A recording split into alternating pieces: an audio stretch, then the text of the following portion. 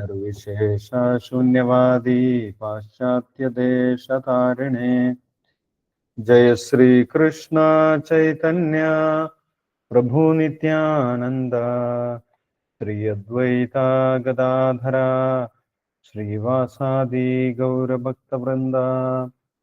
ഹരേ കൃഷ്ണ കൃഷ്ണ കൃഷ്ണ ഹരേ ഹരേ, ഹരേ രാമ രാമ രാമ ഹരേ ഹരേ. ഓം നമോ ഭഗവതേ വാസുദേവായ. ഓം നമോ ഭഗവതേ വാസുദേവായ. ഓം നമോ ഭഗവതേ വാസുദേവായ. ഹരേ കൃഷ്ണ. ശ്രീമദ് ഭഗവത്ഗീത യഥാരൂപം. ഇസ്കോൺ സ്ഥാപകാചാര്യൻ കൃഷ്ണകൃപാമൂർത്തി എസ് സി ഭക്തിവേദാന്ത സ്വാമി ശീല പ്രഭുപാദർ വിവർത്തനവും ഭാവാർത്ഥവും നൽകിയിട്ടുള്ള ഭഗവത്ഗീത യഥാരൂപമാണ് നമ്മൾ വായിക്കുന്നത്. കഴിഞ്ഞ ദിവസം നമ്മൾ ഭഗവത്ഗീത യഥാരൂപത്തിലെ 1-ാമത്തെ അധ്യായം കുരുക്ഷേത്ര യുദ്ധകളത്തിലെ സൈന്യ നിരീക്ഷണം എന്ന ആദ്യത്തെ അധ്യായം വായിച്ച് കഴിഞ്ഞിട്ടുണ്ടായിരുന്നു. അർജുനൻ യുദ്ധം ചെയ്യാതിരിക്കാനുള്ള വ്യത്യസ്തമായിട്ടുള്ള കാരണങ്ങൾ ഭഗവാനോട് വിശദീകരിച്ചു. അവസാനം തൻ്റെ അസ്ത്രശസ്ത്രങ്ങൾ ഗാണ്ഡീവം ഉപേക്ഷിച്ചുകൊണ്ട് രഥത്തിൽ കരഞ്ഞുകൊണ്ട് ഇരുന്നു എന്നാണ് നമ്മൾ കഴിഞ്ഞ ദിവസം കണ്ടിട്ടുള്ളത്. ഏവമുക്താർജുന സംഖ്യേ രഥോപസ്ഥ ഉപാവിശത് വിസൃജ്യ സശരം ചാപം ശോക സംവിഘ്ന മാനസ. ദുഃഖാർത്ഥനായ അർജുനൻ രഥത്തിൽ ഇരിക്കുന്ന കാഴ്ചയാണ് കഴിഞ്ഞ അധ്യായത്തിന്റെ അവസാനം സഞ്ജയൻ നമ്മൾക്ക് പറഞ്ഞു തരുന്നത്. ഞാൻ നിരായുധനായിട്ട് നിൽക്കാം, ആയുധങ്ങളോടുകൂടി അവർ കൗരവപക്ഷത്തുള്ളവർ എന്നെ വധിച്ചോട്ടെ, എന്നെ കൊന്നോട്ടെ, എന്നാലും കുഴപ്പമില്ല, ഞാൻ യുദ്ധം ചെയ്യുന്നില്ല എന്നുള്ള തീരുമാനത്തിലാണ് അർജുനൻ അവസാനം എത്തിയിട്ടുള്ളത്. യതിമാം അപ്രതീകാരം അശസ്ത്രം ശസ്ത്രപാണയ ധാർത്തരാഷ്ട്ര രണേഹന്യു തന്മേ ക്ഷേമതരം ഭവേ. ഞാൻ അവരോട് എതിർക്കാൻ പോകുന്നില്ല, ഞാൻ ആയുധം എടുക്കുകയില്ല, അവരായുധമെടുത്ത് എന്നെ കൊന്നാലും കുഴപ്പമില്ല, അതാണ് നല്ലത് എന്നാണ് എനിക്ക് തോന്നുന്നത്. വെറുതെ മണ്ണിനു വേണ്ടി എൻ്റെ ബന്ധുക്കളെ കൊല്ലാൻ എനിക്ക് താല്പര്യമില്ല. അഹോബത മഹത്പാപം കർത്തം വ്യവസിതാവയം യദ് രാജ്യസുഖലോഭേന ഹന്തും സ്വജനമുദ്യത. വെറുതെ മണ്ണിനു വേണ്ടി, രാജാവാകുന്നതിന് വേണ്ടി എൻ്റെ ബന്ധുക്കളെ വധിക്കാൻ ഞാൻ താല്പര്യപ്പെടുന്നില്ല. അതൊരിക്കലും നല്ലതല്ല, അത് വലിയ പാപമാണ് ഉണ്ടാക്കാൻ പോകുന്നത് എന്നാണ് അർജുനൻ പറഞ്ഞിട്ടുള്ളത്. അപ്പോൾ ഇതെല്ലാം അർജുനന്റെ ഉയർന്ന സ്വഭാവ മൂല്യങ്ങളെയാണ് കാണിക്കുന്നത്. അർജുനൻ രാജ്യഭാരം ലഭിക്കുന്നതിന് വേണ്ടി, അധികാരം ലഭിക്കുന്നതിന് വേണ്ടി എന്ത് ക്രൂരതയും ചെയ്യാൻ തയ്യാറുള്ള ഒരു വ്യക്തിയായിരുന്നില്ല. അദ്ദേഹം തൻ്റെ സ്നേഹബന്ധങ്ങൾക്ക്, മാനുഷിക മൂല്യങ്ങൾക്ക്, മറ്റുള്ളവരോടുള്ള കാരുണ്യത്തിനെല്ലാം വലിയ വില കൽപ്പിക്കുന്ന വ്യക്തിയായിരുന്നു. അദ്ദേഹം ഭഗവാന്റെ ഭക്തനായതുകൊണ്ട് അദ്ദേഹത്തിന്റെ ഹൃദയം വളരെ മൃദുലമായിരുന്നു. അദ്ദേഹത്തിന് ഒരിക്കലും കഠിന ഹൃദയനാകാൻ സാധിക്കുമായിരുന്നില്ല എന്ന് നമ്മൾക്ക് ഇവിടെ കാണാൻ സാധിക്കും. അതുകൊണ്ട് തന്നെ അദ്ദേഹം ഇവിടെ ശോകസംവിഘ്ന മാനസ, ദുഃഖാർത്ഥനായിട്ട് രഥത്തിൽ എന്താണ് യഥാർത്ഥത്തിൽ ചെയ്യേണ്ടത് എന്നറിയാതെ രഥത്തിൽ ഇരിക്കുന്നതാണ് നമ്മൾക്ക് കാണാൻ സാധിക്കുന്നത്. അപ്പോൾ അതിന്റെ തുടർച്ചയായിട്ട് തന്നെയാണ് 2-ാമത്തെ അധ്യായം ആരംഭിക്കുന്നത്. അർജുനൻ, കരഞ്ഞുകൊണ്ടിരിക്കുന്ന അർജുനനെയാണ് നമ്മൾക്ക് ആദ്യത്തെ ശ്ലോകത്തിൽ കാണാൻ സാധിക്കുന്നത്. ഈ അധ്യായത്തിൽ ഭഗവാൻ അർജുനന്റെ ഭൗതിക ബോധത്തിൽ നിന്നും ആത്മീയ ബോധത്തിലേക്ക് ഉയർത്താൻ ശ്രമിക്കുകയാണ്. അർജുനൻ ശാരീരിക നിലവാരത്തിൽ നിന്നുകൊണ്ടാണ് ഇത്രയും കാര്യങ്ങളൊക്കെ പറഞ്ഞിട്ടുള്ളത്. എന്തുകൊണ്ട് ഞാൻ യുദ്ധം ചെയ്യുന്നില്ല, അത് വലിയ പാപമാണ്, അത് കുലക്ഷയമുണ്ടാക്കും, ഞാൻ എൻ്റെ ബന്ധുക്കളെയും എൻ്റെ ഗുരുക്കന്മാരെയുമാണ് വധിക്കേണ്ടത്, അതുകൊണ്ട് എനിക്ക് ഭാവിയിൽ ഒരു സുഖവും ഉണ്ടാകാൻ പോകുന്നില്ല എന്നെല്ലാം അർജുനൻ പറഞ്ഞിട്ടുള്ളത് ശാരീരിക നിലവാരത്തിൽ നിന്നുകൊണ്ടാണ്, ശരീരബോധത്തിൽ നിന്നുകൊണ്ടാണ് അർജുനൻ പറഞ്ഞിട്ടുള്ളത്. അപ്പോൾ ഭഗവാന്റെ ഭക്തനായതുകൊണ്ട് തീർച്ചയായിട്ടും ഏറ്റവും ഉയർന്ന നിലയിലേക്ക് അർജുനൻ വരണമെന്ന് ഭഗവാൻ ആഗ്രഹിക്കുന്നുണ്ട്. ഭഗവാന്റെ ഭക്തന്മാരിൽ ഒരിക്കലും അജ്ഞാനം ഉണ്ടായിക്കൂടാ. അങ്ങനെയുള്ള അജ്ഞാനത്തെ ഉടനടി തന്നെ ഭഗവാൻ ഇല്ലാതാക്കും. അപ്പോൾ ഈ ഒരു അജ്ഞാനം ഭൗതിക നിലവാരത്തിലുള്ള സംസാരത്തിൽ നിന്ന് അർജുനന്റെ ബോധത്തെ ഉയർത്തിക്കൊണ്ടുവരാൻ ഭഗവാൻ ഈ അധ്യായത്തിൽ ആത്മതത്വം ഉപദേശിക്കുന്നതായിട്ട് നമ്മൾക്ക് കാണാൻ സാധിക്കും. ഈ അധ്യായത്തിൽ പ്രധാനമായിട്ടും അർജുനന്റെ ബോധത്തെ ആത്മീയ നിലവാരത്തിലേക്ക് ഭഗവാൻ കൊണ്ടുവരുന്നതായിട്ട് നമുക്ക് കാണാൻ സാധിക്കും. ആത്മതത്വം ഈ അധ്യായത്തിൽ ഭഗവാൻ ഉപദേശിക്കുന്നു. അപ്പോൾ ശില പ്രഭുപാദർ ഈ അധ്യായത്തിന് കൊടുത്തിട്ടുള്ള പേര് ഗീതാവിഷയ സംഗ്രഹം എന്നാണ്. ഭഗവത്ഗീതയിൽ പ്രതിപാദിക്കുന്ന കർമ്മകാന്ഡം, ജ്ഞാനകാന്ഡം, അതേപോലെ ഭക്തിയോഗം, ഈ 3 കാര്യങ്ങളും ഈ അധ്യായത്തിൽ ഭഗവാൻ സംഗ്രഹിച്ച് പറയുന്നുണ്ട്. കർമ്മയോഗം, ജ്ഞാനയോഗം, ഭക്തിയോഗം, ഇതിന്റെ മൂന്നിന്റെയും സൂചനകൾ, അതിന്റെ ചുരുക്കം ഈ അധ്യായത്തിൽ നമ്മൾക്ക് കാണാൻ സാധിക്കും. അതുകൊണ്ടാണ് ഈ അധ്യായത്തിന് ശില പ്രഭുപാദർ ഗീതാവിഷയ സംഗ്രഹം എന്ന് കൊടുത്തിട്ടുള്ളത്. സാധാരണഗതിയിൽ സാഖ്യയോഗം എന്നാണ് ഈ അധ്യായം അറിയപ്പെടുന്നത്. ഇവിടെ ഗീതാവിഷയ സംഗ്രഹം എന്ന പേരിൽ നമ്മൾക്ക് ഈ അധ്യായം കാണാൻ സാധിക്കും. അപ്പോൾ ഈ അധ്യായത്തിൽ എന്തൊക്കെയാണ് പറയുന്നത് എന്നുള്ള കാര്യം ആദ്യത്തെ ശ്ലോകത്തിന്റെ ഭാവാർത്ഥത്തിൽ ശീല പ്രഭുപാദർ നമ്മൾക്ക് പറഞ്ഞു തരുന്നുണ്ട്. നമ്മൾക്ക് ഈ അധ്യായം നോക്കാം. അധ്യായം 2, ഗീതാവിഷയ സംഗ്രഹം. സഞ്ജയ ഉവാച തം തഥാ കൃപയാവിഷ്ടാം അശ്രുപൂർണാകുലേക്ഷണം വിഷീദന്തമിതം വാക്യം ഉവാച മധുസൂദന. അങ്ങനെ കരുണാർദ്ദനായി കണ്ണു കരഞ്ഞുകൊണ്ടിരിക്കുന്ന അർജുനനോട് ഭഗവാൻ ഇവിടെ സംസാരിക്കാൻ ആരംഭിക്കുകയാണ്. കഴിഞ്ഞ അധ്യായത്തിൽ ഭഗവാൻ ഒന്നും പറഞ്ഞില്ല. 2 സൈന്യത്തിന്റെയും മധ്യത്തിൽ അർജുനന്റെ തേര് നിർത്തിയതിനു ശേഷം നീ ആ കുരുവംശജരെ നോക്കൂ എന്ന് മാത്രമാണ് ഭഗവാൻ പറഞ്ഞിട്ടുണ്ടായിരുന്നത്. എല്ലാവരെയും നോക്കൂ, 2 പക്ഷത്തിലുമുള്ള സൈനികരെ നീ നോക്കിക്കാണൂ എന്ന് മാത്രമാണ് കഴിഞ്ഞ അധ്യായത്തിൽ ഭഗവാൻ പറഞ്ഞിട്ടുള്ളത്. വേറെ ഉപദേശമൊന്നും ഭഗവാൻ പറഞ്ഞിട്ടുണ്ടായിരുന്നില്ല.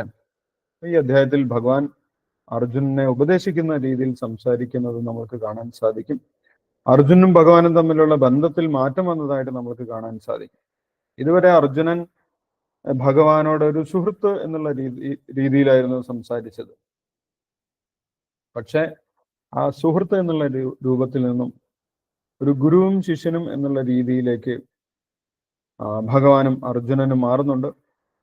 അത് ഈ അധ്യായത്തിലെ 7ാമത്തെ ശ്ലോകത്തിന് ശേഷമാണ് അർജുനൻ ഭഗവാനിൽ നിന്നും ശിഷ്യത്വം സ്വീകരിച്ചതിന് ശേഷമാണ് ഭഗവാൻ ഗുരു എന്നുള്ള നിലവാരത്തിൽ അർജുനനോട് സംസാരിക്കുന്നത്. അതിന്റെ മുന്നേ 2ഉം 3ഉം ശ്ലോകങ്ങളിൽ ഭഗവാൻ സംസാരിക്കുന്നുണ്ട്.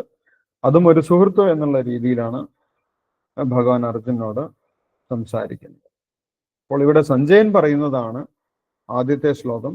തം തഥാ കൃപയാവിഷ്ടം അശ്രുപൂർണാകുലേക്ഷണം വിഷീദന്തം ഇതം വാക്യം ഉവാച മധുസൂദന. അങ്ങനെ കരഞ്ഞുകൊണ്ടിരുന്ന അർജുനനോട് ദുഃഖിച്ചിരുന്ന അർജുനനോട് ഭഗവാൻ മധുസൂദനൻ എന്നാണ് ഇവിടെ സഞ്ജയൻ വിശേഷിപ്പിക്കുന്നത്. ഭഗവാനെ മധുസൂദനൻ. എന്തുകൊണ്ടാണ് മധുസൂദനൻ എന്ന് ഭഗവാനെ പറഞ്ഞിട്ടുള്ളത് എന്നെല്ലാം ഭാവാർത്ഥത്തിൽ ശീല പ്രഭുപാദർ വിശദീകരിക്കുന്നുണ്ട്. അപ്പം നമ്മൾക്ക് വിവർത്തനവും ഭാവാർത്ഥവും വായിച്ചു നോക്കാം. അതിനുശേഷം നമുക്ക് ഡിസ്കസ് ചെയ്യാം. അപ്പോൾ ആദ്യത്തെ ശ്ലോകം വിവർത്തനവും ഭാവാർത്ഥവും വായിച്ചോളൂ. അതിനുശേഷം നമുക്ക് ഡിസ്കസ് ചെയ്യാം. വായിക്കട്ടെ പ്രഭു? അതെ അതെ അതെ. ഹരേ കൃഷ്ണ.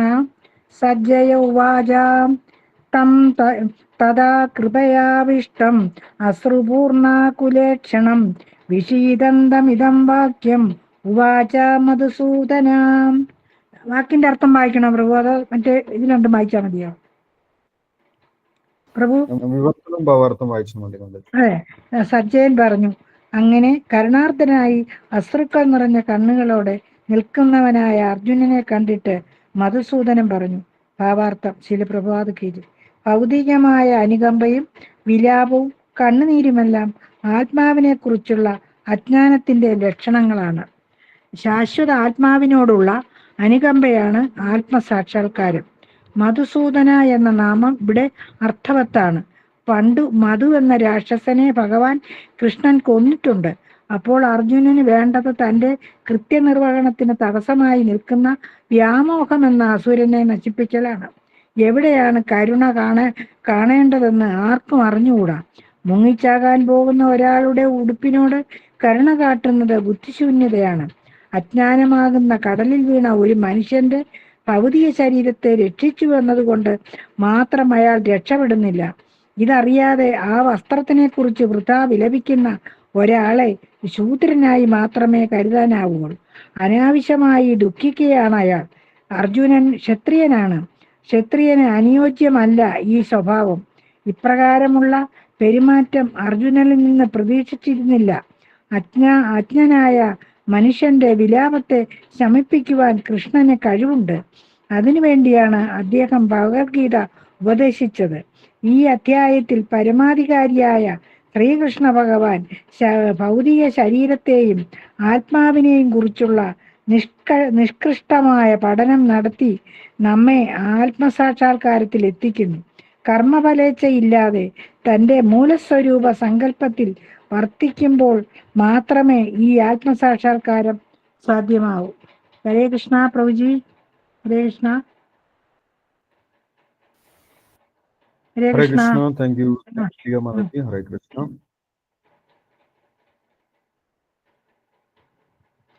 യെസ്, അപ്പോൾ ഇവിടെ സഞ്ജയൻ ധൃതരാഷ്ട്രർക്ക് പറഞ്ഞു കൊടുക്കുന്നു അർജുനോട് ഭഗവാൻ എന്താണ് സംസാരിച്ചത്.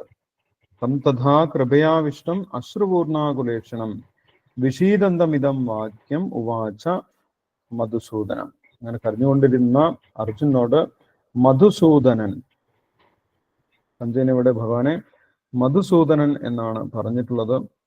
അതെന്തുകൊണ്ടാണ് എന്നിവിടെ ഭാവാർത്ഥത്തിൽ വിശദീകരിക്കുന്നുണ്ട്. മധുസൂദനൻ, മധു എന്ന് പറയുന്നത് അസുരന്റെ പേരാണ് അല്ലെ. മധു കൈടഭന്മാർ. ഭഗവാൻ വിഷ്ണു യോഗനിദ്രയിൽ കിടക്കുന്ന സമയത്ത് ഭഗവാന്റെ ചെവിയിൽ നിന്നും വന്നിട്ടുള്ള 2 അസുരന്മാരാണ് മധുകൈടഭന്മാർ. അവർ വലിയ തപസ്സികളായിരുന്നു. അവർ വലിയ തപസ് ചെയ്തു. അങ്ങനെ ദുർഗാദേവിയിൽ നിന്നും അവർക്ക് വലിയൊരു വരം കിട്ടി. എന്താണ്? ഞങ്ങളുടെ സമ്മതമില്ലാതെ ഞങ്ങളെ ആർക്കും വധിക്കാൻ സാധിക്കരുത് എന്നാണ് അവർ ചോദിച്ചിട്ടുള്ള വരം. അപ്പം അങ്ങനെ ഒരു അനുഗ്രഹം ദുർഗാദേവി ആർക്ക് കൊടുത്തു? നിങ്ങളുടെ സമ്മതമില്ലാതെ നിങ്ങൾ ആർക്കും വധിക്കാൻ സാധിക്കില്ല. അപ്പോൾ ഇവർക്ക് വലിയ അഹങ്കാരമായി, ഞങ്ങൾ ആർക്കും തോൽപ്പിക്കാൻ സാധിക്കില്ല, ഞങ്ങളെ ആർക്കും വധിക്കാൻ സാധിക്കില്ല എന്നവർക്ക് തോന്നി. അങ്ങനെ അവര് ബ്രഹ്മാവിനെ വരെ എതിർക്കാൻ തുടങ്ങി. ബ്രഹ്മാവിന്റെ കയ്യിൽ നിന്നും അവർ വേദങ്ങൾ തട്ടിപ്പറിച്ചെടുത്ത് ആ വേദങ്ങൾ ഒളിപ്പിച്ചു വെച്ചു. കാരണസമുദ്രത്തിന്റെ അടിയിൽ അവര് വേദങ്ങൾ ഒളിപ്പിച്ചു വെച്ചു. അപ്പോൾ ബ്രഹ്മാവ് ഭഗവാനോട് പോയി പ്രാർത്ഥിച്ചു, എങ്ങനെയെങ്കിലും ഈ അസുരന്മാരുടെ ഉപദ്രവത്തിൽ നിന്നും രക്ഷിക്കണം. ഇപ്പോൾ വേദങ്ങൾ പോലും എൻ്റെ കയ്യിലില്ല. വേദങ്ങൾ നോക്കിയിട്ട് വേണം എനിക്ക് സൃഷ്ടി നടത്താൻ വേണ്ടി. എങ്ങനെയാണ് സൃഷ്ടി നടത്തേണ്ടത് എന്നുള്ള രഹസ്യമെല്ലാം വേദങ്ങളിലൂടെയാണ് അങ്ങ് എനിക്ക് തന്നിട്ടുള്ളത്. ഏനെ ബ്രഹ്മഹൃദ അധികവയെ, എനിക്കാണ് അങ്ങ് ആ വേദങ്ങൾ തന്നിട്ടുള്ളത്. അപ്പോൾ എൻ്റെ കയ്യിൽ നിന്നുള്ള ആ വേദം പോലും അവര് എടുത്തുകൊണ്ടുപോയിരിക്കുകയാണ്.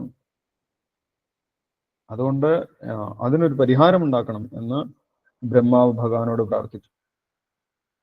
അപ്പോൾ ഭഗവാൻ യുഗങ്ങളോളം ആയിരക്കണക്കിന് വർഷങ്ങളോളം ഈ മധുകൈടഭന്മാരോട് യുദ്ധം ചെയ്തു. എന്താണ് പ്രശ്നം?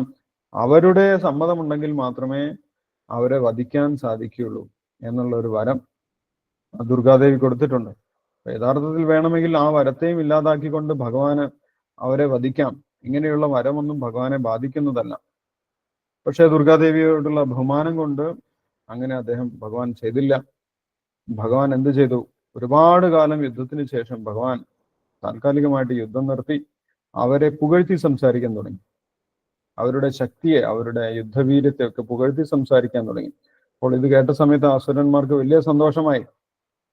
വിഷ്ണുവിന് പോലും തങ്ങളെ ഒന്നും ചെയ്യാൻ സാധിക്കുന്നില്ല, ആർക്കും ഇനി തങ്ങളെ വധിക്കാൻ സാധിക്കുകയില്ല, ഞങ്ങളാണ് വിഷ്ണുവിനേക്കാൾ ഏറ്റവും ശക്തനായിട്ടുള്ളവൻ, വിഷ്ണു പോലും തോറ്റുപോയി എന്ന് അവർ വിചാരിച്ചു. അപ്പോൾ അവര് ആ ഒരു അഹങ്കാരത്തിൽ വിഷ്ണുവിനോട് പറഞ്ഞു, നിനക്ക് വേണമെങ്കിൽ ഞങ്ങളോട് എന്തെങ്കിലും വരം ചോദിക്കാം, നിനക്ക് ഞങ്ങളോട് എന്തെങ്കിലും വരം ചോദിക്കാം എന്ന് അവർ അഹങ്കാരത്തിൽ പറഞ്ഞു. അപ്പോൾ ഭഗവാൻ ചോദിച്ചു, അങ്ങനെയാണെങ്കിൽ നിങ്ങളെ വധിക്കാനുള്ള വരം എനിക്ക് നൽകണമെന്ന് പറഞ്ഞു. അപ്പോൾ അവരൊന്നും ചിന്തിക്കാതെ എന്ത് വരം വേണമെങ്കിലും തരാമെന്നായിരുന്നു പറഞ്ഞത്. അവരൊന്നും ചിന്തിക്കാതെ അങ്ങനെ തന്നെ ആകട്ടെ എന്ന് പറഞ്ഞു. ആ സമയം തന്നെ ഭഗവാൻ അവരുടെ അത് സമ്മതമാക്കി കണക്കാക്കി അവരെ വധിക്കുകയാണ് ഉണ്ടായത്. അപ്പോൾ ഇങ്ങനെ മധുസൂദനൻ എന്ന് ഭഗവാന് പേര് ലഭിച്ചു എന്നാണ്. മധുകൈടവന്മാരെ വധിച്ചത് കൊണ്ടാണ് ഭഗവാന് മധുസൂദനൻ എന്നുള്ള പേര് ലഭിച്ചിട്ടുള്ളത്. അപ്പോൾ ആ മധുസൂദനൻ എന്നുള്ള വാക്ക് ഇവിടെ സഞ്ജയൻ ഉപയോഗിക്കാൻ കാരണം എന്താണ്? മധു എന്നുള്ള രാക്ഷസൻ ഇവിടെ അർജുനന്റെ സംശയത്തെയാണ് സൂചിപ്പിക്കുന്നത്. അർജുനന് സ്വന്തമായിട്ട് തീരുമാനമെടുക്കാൻ സാധിക്കുന്നില്ല. അർജുനന്റെ സംശയം, അർജുനന്റെ വ്യാമോഹമാണ് ഈ അസുരൻ. കൃത്യമായിട്ട് തീരുമാനമെടുക്കാൻ സാധിക്കാത്ത അവസ്ഥ. ഞാൻ ഇവിടെ യുദ്ധത്തിന് വന്ന് നിരായുധനായിട്ട് നിൽക്കാം, അവരെന്നെ കൊന്നോട്ടെ എന്നൊക്കെയാണ് അർജുനൻ പറയുന്നത്. യുദ്ധത്തിന്റെ മധ്യത്തിൽ വെച്ച് ഞാൻ യുദ്ധം ചെയ്യുന്നില്ല എന്നാണ് അർജുനൻ പറയുന്നത്. ഇങ്ങനെ വലിയ വ്യാമോഹം അർജുനനെ ബാധിച്ചു. അപ്പോൾ എല്ലാവരുടെയും വ്യാമോഹം ഇല്ലാതാക്കാൻ സാധിക്കുന്ന വ്യക്തിയാണ് ഭഗവാൻ. ഭഗവാന്റെ തൊട്ടടുത്തിരിക്കുന്ന ഒരു വ്യക്തിക്ക് ഒരിക്കലും വ്യാമോഹം ബാധിക്കാൻ സാധ്യതയില്ല. യഥാർത്ഥത്തിൽ ഈ വ്യാമോഹം വന്നിട്ടുള്ളത് ഭഗവാന്റെ ഒരു പദ്ധതി കൊണ്ട് തന്നെയാണ്. അർജുനൻ ഒരിക്കലും അജ്ഞാനത്തിൽ ഇരിക്കാൻ സാധ്യതയില്ല. കാരണം ഭഗവാന്റെ ഏറ്റവും അടുത്ത ഭക്തനാണ്. ഭക്തന്മാർക്ക് ഒരിക്കലും അജ്ഞാനം ബാധിക്കില്ല. പക്ഷെ ഭഗവാന്റെ പദ്ധതി കൊണ്ട്, ഭഗവാന്റെ യോഗമായ ശക്തി കൊണ്ടാണ് അർജുനനെ ഈ അജ്ഞാനം ബാധിച്ചിട്ടുള്ളത്. കാരണം എല്ലാവർക്കും ഭഗവത്ഗീത നൽകേണ്ടത് ഭഗവാന്റെ ഒരു ഉദ്ദേശമാണ്. ഇനി വരുന്ന തലമുറകൾക്ക് ഭഗവാൻ ഇവിടെ ആ ഭഗവാന്റെ ഉപദേശം നൽകാൻ തീരുമാനിച്ചിട്ടുണ്ട്. അപ്പോൾ ആ ഭഗവത്ഗീത നൽകണമെങ്കിൽ അർജുനൻ ചോദ്യങ്ങൾ ചോദിക്കണം, അർജുനന് സംശയം ഉണ്ടാകണം. അർജുനനെ പാർത്ഥോ വത്സ സുധീർ ഭോക്താ ദുഗ്ധം ഗീതാമൃതം ഹത്. ഒരു പശുക്കുട്ടി ആ പശുവിന്റെ അകിടിൽ എങ്ങനെ ഉരുമുന്ന സമയത്താണ് പാൽ ചുരത്തുന്നത്. അതേപോലെ അർജുനൻ ചോദ്യങ്ങൾ ചോദിക്കുന്ന സമയത്താണ് ഭഗവാൻ ഭഗവത്ഗീത ഉപദേശിക്കുന്നത്. അപ്പോൾ ആ ചോദ്യങ്ങൾ ചോദിക്കുന്നതിന് സംശയങ്ങൾ ഉണ്ടാകും. ആ സംശയങ്ങൾ ഉണ്ടായതും യഥാർത്ഥത്തിൽ ഭഗവാന്റെ പദ്ധതി കൊണ്ട് തന്നെയാണ്. അപ്പോൾ ആ സംശയങ്ങളെ ഇല്ലാതാക്കാനും ഭഗവാന് സാധിക്കും എന്ന് സൂചിപ്പിക്കുന്നതിന് വേണ്ടിയാണ് ഇവിടെ സഞ്ജയൻ ഭഗവാനെ മധുസൂദനൻ എന്ന് പറഞ്ഞിട്ടുള്ളത്. വിഷീദന്തമിതം വാക്യം ഉവാച മധുസൂദന എന്ന് പറയും. മറ്റൊരു കാര്യം ഇവിടെ ശ്രീലപ്രഭാതര് പറയുന്നുണ്ട്. ഭൗതികമായിട്ടുള്ള അനുകമ്പയും വിലാപവും കണ്ണുനീരുമെല്ലാം ആത്മാവിനെ കുറിച്ചുള്ള അജ്ഞാനത്തിന്റെ ലക്ഷണമാണ്. ഭൗതികമായിട്ടുള്ള വിലാപങ്ങൾ അല്ലെ, അത് അജ്ഞാനത്തിന്റെ ലക്ഷണമാണ് എന്നാണ്. യഥാർത്ഥത്തിൽ ആത്മീയജ്ഞാനമുള്ള ഒരു വ്യക്തി ഇങ്ങനെ ഒരു വസ്തുവിനെ കുറിച്ചും പറഞ്ഞ് വിലപിക്കാറില്ല എന്നുള്ളതാണ്. ആരെങ്കിലും എന്തിനെങ്കിലും പറഞ്ഞ് വിലപിക്കുന്നുണ്ടെങ്കിൽ അതിന്റെ അർത്ഥം ആ വ്യക്തിക്ക് യഥാർത്ഥ ജ്ഞാനമില്ല എന്നുള്ളതാണ്. യഥാർത്ഥ ജ്ഞാനമുള്ള ഒരു വ്യക്തിക്ക് ഒന്നിനെ കുറിച്ച് ചിന്തിച്ചും വിലപിക്കേണ്ട ആവശ്യമില്ല എന്നുള്ളതാണ്. അതാണ് യഥാർത്ഥ ആത്മീയമായിട്ടുള്ള നിലവാരം. അപ്പോൾ ഇവിടെ അർജുനൻ വിലപിക്കുന്നത് കൊണ്ട് തന്നെ നമ്മൾക്ക് മനസ്സിലാക്കാൻ സാധിക്കും, അർജുനൻ ആത്മീയ നിലവാരത്തിലല്ല ഇരിക്കുന്നത്, ഭൗതിക നിലവാരത്തിലാണ് ഇരിക്കുന്നത്. ഭൗതിക ലോകത്തിൽ മാത്രമേ ഇങ്ങനെയുള്ള വിലാപങ്ങളുള്ളൂ. ആത്മീയ ലോകത്തിൽ, ആത്മീയമായിട്ടുള്ള സ്വരൂപത്തിൽ വിലാപങ്ങളില്ല. കാരണം വിലപിക്കേണ്ട ആവശ്യമില്ല. അവർ യഥാർത്ഥ ജ്ഞാനത്തിലാണ് ഇരിക്കുന്നത്, യഥാർത്ഥ ആനന്ദത്തിലാണ് ഇരിക്കുന്നത്. ആത്മാവിനൊന്നും സംഭവിക്കുന്നില്ല എന്നുള്ള ജ്ഞാനം അവർക്കുണ്ട്. അതുകൊണ്ട് ഒരിക്കലും അവർക്ക് വിലപിക്കേണ്ട ആവശ്യമില്ല, ഒന്നിനെ കുറിച്ചും വിലപിക്കേണ്ട ആവശ്യമില്ല. ആ ഒരു കാര്യം കൂടി ശീലപ്രബോധർ ഇവിടെ വിശദീകരിക്കുന്നുണ്ട്. ഭൗതികമായ അനുകമ്പയും വിലാപവും കണ്ണുനീരും എല്ലാം ആത്മാവിനെ കുറിച്ചുള്ള അജ്ഞാനത്തിന്റെ ലക്ഷണമാണ്. അപ്പോൾ ഒരു ശരീരത്തിനോട് ഉള്ള അനുകമ്പ അത് അജ്ഞാനത്തിന്റെ ലക്ഷണമാണ് എന്നാണ് പറയുന്നത്. യഥാർത്ഥ അനുകമ്പം ആരോടാണ് ഉണ്ടായിരിക്കേണ്ടത്? ആ ശരീരത്തിലിരിക്കുന്ന ജീവാത്മാവിനോടാണ് ഉണ്ടായിരിക്കേണ്ടത്. ലോകം മുഴുവൻ കാണിക്കുന്നത് ശരീരത്തിനോടുള്ള അനുകമ്പയാണ്. അത് താൽക്കാലികമാണ്. ആ ജീവാത്മാവിന് അതുകൊണ്ട് പ്രത്യേകിച്ച് പ്രയോജനമൊന്നും ലഭിക്കുന്നില്ല. ആ ജീവന്റെ യഥാർത്ഥ പ്രശ്നം തീരണമെങ്കിൽ ആ ജീവാത്മാവിനോട് അനുകമ്പ കാണിക്കണം. എന്താണ് ജീവാത്മാവിനോടുള്ള അനുകമ്പ? ഭഗവാനെ കുറിച്ച് പറഞ്ഞു കൊടുക്കുക എന്നുള്ളതാണ് ജീവാത്മാവിനോടുള്ള അനുകമ്പ. അല്ലെ, ഒരു കുട്ടി വീട്ടിൽ നിന്നും അച്ഛനോടും അമ്മയോടും ഒപ്പം പുറത്തേക്ക് പോയതാണ്, പട്ടണത്തിലേക്ക് പോയതാണ്, നഗരത്തിലേക്ക് പോയതാണ്. അപ്പോൾ എവിടെയോ വെച്ച് അവർ കൂട്ടം തെറ്റിപ്പോയി, ആ കുട്ടി ഒറ്റയ്ക്കായി പോയി. അല്ലെ, കുട്ടി വിലപിക്കാൻ തുടങ്ങി, കുട്ടി കരയാൻ തുടങ്ങി, അച്ഛനെയും അമ്മയെയും കാണാനില്ല. അപ്പോൾ ആ കുട്ടിക്ക് കൊടുക്കേണ്ട ഏറ്റവും വലിയ കാര്യം എന്താണ്? അച്ഛനും അമ്മയും എവിടെയാണ് എന്ന് പറഞ്ഞു കൊടുക്കുകയാണ്. അല്ലെ, അല്ലാതെ കുട്ടിക്ക് ഐസ്ക്രീം വാങ്ങിച്ചു കൊടുത്തത് കൊണ്ടോ, മിഠായി വാങ്ങിച്ചു കൊടുത്തത് കൊണ്ടോ, ഒരു നേരം ആഹാരം വാങ്ങിച്ചു കൊടുത്തത് കൊണ്ടോ, അല്ലെങ്കിൽ കുട്ടിക്ക് ഒരു വസ്ത്രം വാങ്ങിച്ചു കൊടുത്തത് കൊണ്ടോ ആ കുട്ടിയുടെ പ്രശ്നത്തിന് പരിഹാരമാകുന്നില്ല. കുട്ടിയുടെ യഥാർത്ഥ പ്രശ്നം എന്താണ്? ഞാൻ അച്ഛനിൽ നിന്നും അമ്മയിൽ നിന്നും വിട്ടുപോയി. അച്ഛനെയും അമ്മയും കിട്ടിക്കഴിഞ്ഞാൽ എൻ്റെ പ്രശ്നമൊക്കെ പരിഹരിക്കപ്പെടും. അച്ഛനെയും അമ്മയും കിട്ടാത്തത് കൊണ്ടാണ്, കാണാത്തത് കൊണ്ടാണ് കുട്ടി വിലപിക്കുന്നത്. അപ്പോൾ ആ കുട്ടിയോട് ചെയ്യേണ്ട യഥാർത്ഥ അനുകമ്പ എന്താണ്? ആ കുട്ടിയെ അച്ഛന്റെയും അമ്മയുടെയും അരികിലെത്തിക്കുക എന്നുള്ളതാണ്. അതേപോലെ തന്നെയാണ് ജീവാത്മാവിന്റെ അവസ്ഥ ഈ ഭൗതിക ലോകത്തിൽ. ജീവാത്മാവ് യഥാർത്ഥത്തിൽ ദുഃഖിക്കുന്നത് അത് ഭഗവാന്റെ സംരക്ഷണത്തിൽ നിന്ന് വേറിട്ട് പോയത് കൊണ്ടാണ്. വീണ്ടും ഭഗവാനെ കുറിച്ച് പറഞ്ഞു കൊടുത്ത് വീണ്ടും ഭഗവാന്റെ സംരക്ഷണത്തിലേക്ക് ആ ജീവാത്മാവിനെ എത്തിക്കുന്നതാണ് യഥാർത്ഥ കാരുണ്യം. അതാണ് യഥാർത്ഥമായിട്ടുള്ള അനുകമ്പ എന്ന് പറയുന്നത്. ബാക്കിയുള്ള അനുകമ്പയെല്ലാം താൽക്കാലികമായിട്ടുള്ള അനുകമ്പകളാണ് എന്ന് പറയുന്നത്. അത് അജ്ഞാനത്തിന്റെ ലക്ഷണമാണ് എന്നാണ് ഇവിടെ ശ്രീല പ്രഭുപാദർ വിശദീകരിക്കുന്നത്. ശാശ്വത ആത്മാവിനോടുള്ള അനുകമ്പയാണ് ആത്മസാക്ഷാത്കാരം. യഥാർത്ഥത്തിൽ ആത്മസാക്ഷാത്കാരം ലഭിച്ച വ്യക്തികൾ ആരോടാണ് അനുകമ്പ കാണിക്കേണ്ടത്? ആ ജീവാത്മാവിനോടാണ് അനുകമ്പ കാണിക്കുക.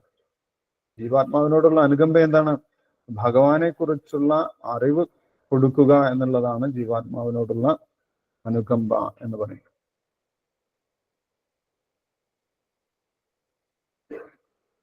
അതിനുവേണ്ടിയാണ് അദ്ദേഹം ഭഗവത്ഗീത ഉപദേശിച്ചത്. അപ്പോൾ അർജുനൻ ഇവിടെ സംശയമുണ്ടായിരുന്നു. ഭൗതിക നിലവാരത്തിനാണ് അർജുനൻ സംസാരിച്ചത്. അർജുനന്റെ എല്ലാവിധ സംശയങ്ങളും ഇല്ലാതാക്കാൻ ഭഗവാന് സാധിക്കും. അതിനുവേണ്ടിയാണ് ഭഗവാൻ ഭഗവത്ഗീത ഉപദേശിച്ചത്. അർജുനന് വേണ്ടി മാത്രമല്ല, അർജുനനെ നിമിത്തമാക്കി ലോകത്തിന് മുഴുവൻ ഇനി വരുന്ന ഒരുപാട് തലമുറകൾക്ക് വേണ്ടിയാണ് ഭഗവാൻ ഭഗവത്ഗീത ഉപദേശിച്ചിട്ടുള്ളത്. അപ്പോൾ അതിനുള്ള ഒരു കളമൊരുക്കുകയാണ് ഭഗവാൻ ഇവിടെ ചെയ്തിട്ടുള്ളത് എന്ന് നമുക്ക് കാണാൻ സാധിക്കും. ഈ അധ്യായത്തിൽ പരമാധികാരിയായ ശ്രീകൃഷ്ണ ഭഗവാൻ ഭൗതിക ശരീരത്തെയും ആത്മാവിനെയും കുറിച്ച് നിഷ്കൃഷ്ടമായ പഠനം നടത്തി നമ്മെ ആത്മസാക്ഷാത്കാരത്തിൽ എത്തിക്കുന്നു.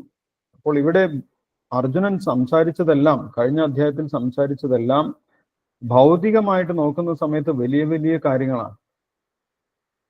അല്ലെ, ഇതെല്ലാവരും എൻ്റെ ബന്ധുക്കളാണ്, അവരെ വധിക്കുന്നത് വലിയ പാപമാണ്, അവരെ വധിച്ചു കഴിഞ്ഞാൽ കുലക്ഷയമുണ്ടാകും, അവരുടെ വധത്തിന് ശേഷം എനിക്ക് യാതൊരു ശ്രേയസ്സും ഉണ്ടാവുകയില്ല, എനിക്ക് സുഖമായിട്ട് ജീവിക്കാൻ പോലും സാധിക്കുകയില്ല എന്നുള്ള കാര്യമെല്ലാം ഭൗതികമായിട്ട് നോക്കുന്ന സമയത്ത് വലിയ വലിയ തത്വങ്ങളാണ്. അർജുനൻ പറയുന്നത് യഥാർത്ഥമാണ്, സത്യമാണ്, വലിയ കാര്യങ്ങളാണ്. എങ്ങനെയാണെങ്കിൽ ഭൗതിക നിലവാരത്തിൽ അതെല്ലാം വലിയ വലിയ കാര്യങ്ങളാണ്. പക്ഷെ ആത്മീയ നിലവാരത്തിൽ അതിന് പ്രത്യേകിച്ച് വലിയ നിലവാരമൊന്നുമില്ല. അപ്പോൾ അർജുനന്റെ ആ ഭൗതിക നിലവാരത്തിൽ നിന്നും അർജുനനെ ആത്മീയ നിലവാരത്തിലേക്ക് ഉയർത്താനുള്ള ഉപദേശങ്ങളാണ് ഈ അധ്യായത്തിൽ ഭഗവാൻ നൽകുന്നത് എന്നിവിടെ ശ്രീല പ്രഭുപാദർ നമ്മൾക്ക് പറഞ്ഞു തരുന്നുണ്ട്. ഈ അധ്യായത്തിൽ പരമാധികാരിയായ ശ്രീകൃഷ്ണ ഭഗവാൻ ഭൗതിക ശരീരത്തെയും ആത്മാവിനെയും കുറിച്ച് നിഷ്കൃഷ്ടമായ പഠനം നടത്തി നമ്മെ ആത്മസാക്ഷാത്കാരത്തിൽ എത്തിക്കുന്നു. അപ്പോൾ ഇവിടെ ഭഗവാനെ കുറിച്ച് പറഞ്ഞിട്ടുള്ളത് പരമാധികാരിയാണ് ഭഗവാൻ എന്നാണ്. എന്തുകൊണ്ടാണ് പരമാധികാരി എന്ന് പറഞ്ഞിട്ടുള്ളത്? എല്ലാവിധ ജ്ഞാനത്തിന്റെയും യഥാർത്ഥ ഉടമസ്ഥൻ ഭഗവാനാണ്. എല്ലാ ജ്ഞാനവും വരുന്നത് ഭഗവാനിൽ നിന്നാണ്. മത്ത സ്മൃതി ജ്ഞാനം ആപോഹനം ച എന്ന് ഭഗവാൻ പറയുന്നത്. എന്നിൽ നിന്നാണ് ജ്ഞാനം ഉത്ഭവിക്കുന്നത്. അപ്പോൾ യഥാർത്ഥ വ്യക്തി തന്നെയാണ് ഇവിടെ ഉപദേശം നൽകുന്നത്. എല്ലാവിധ ജ്ഞാനത്തിന്റെയും ഉടമസ്ഥനാണ് ഭഗവാൻ. അതുകൊണ്ട് ഇവിടെ ഭഗവാനെ പരമാധികാരി എന്ന് ശ്രീല പ്രഭുപാദർ വിശദീകരിക്കുന്നു. ഭഗവാൻ ഭൗതിക ശരീരത്തെയും ആത്മാവിനെ കുറിച്ച് നിഷ്കൃഷ്ടമായ പഠനം നടത്തി നമ്മെ ആത്മസാക്ഷാത്കാരത്തിൽ എത്തിക്കുന്നു. അപ്പോൾ ഇങ്ങനെ ഭൗതിക നിലവാരത്തിൽ ചിന്തിച്ചാൽ നമ്മൾക്ക് ഭഗവാനെ കുറിച്ച് മനസ്സിലാക്കാൻ സാധിക്കില്ല. നമ്മുടെ സംശയങ്ങൾ ഒരിക്കലും തീരുകയുമില്ല. ഭൗതിക നിലവാരത്തിൽ നിൽക്കുന്തോറും നമ്മുടെ വിലാപത്തിന് ഒരിക്കലും അവസാനം ഉണ്ടാവുകയില്ല.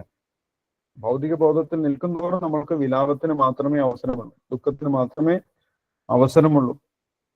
ആ ദുഃഖത്തിൽ നിന്ന് മാറണമെങ്കിൽ നമ്മൾ തീർച്ചയായിട്ടും ആത്മീയമായിട്ടുള്ള നിലവാരത്തിലേക്ക് എത്തണം. അതിനുവേണ്ടി ആദ്യമായിട്ട് ആത്മതത്വമാണ് ഭഗവാൻ അർജുന ഉപദേശിക്കുന്നത്. യഥാർത്ഥത്തിൽ ആത്മാവും ശരീരവും തമ്മിലുള്ള വ്യത്യാസം എന്താണ്? ആ ആത്മീയ സ്വരൂപത്തിൽ എത്തിക്കഴിഞ്ഞാൽ നിനക്ക് വിലപിക്കേണ്ടതായിട്ടൊന്നുമില്ല. നീ ഇപ്പോൾ ദുഃഖിക്കുന്നതൊക്കെ വെറും മായയാണ്. തെറ്റായിട്ടുള്ള കാര്യങ്ങൾക്ക് വേണ്ടിയാണ് നീ ദുഃഖിക്കുന്നത്. അതിനെക്കുറിച്ചൊന്നും ദുഃഖിക്കേണ്ട യാതൊരു ആവശ്യവുമില്ല എന്ന് ഭഗവാൻ അർജുനെ ബോധ്യപ്പെടുത്തുന്നുണ്ട് ഈ അധ്യായത്തിൽ.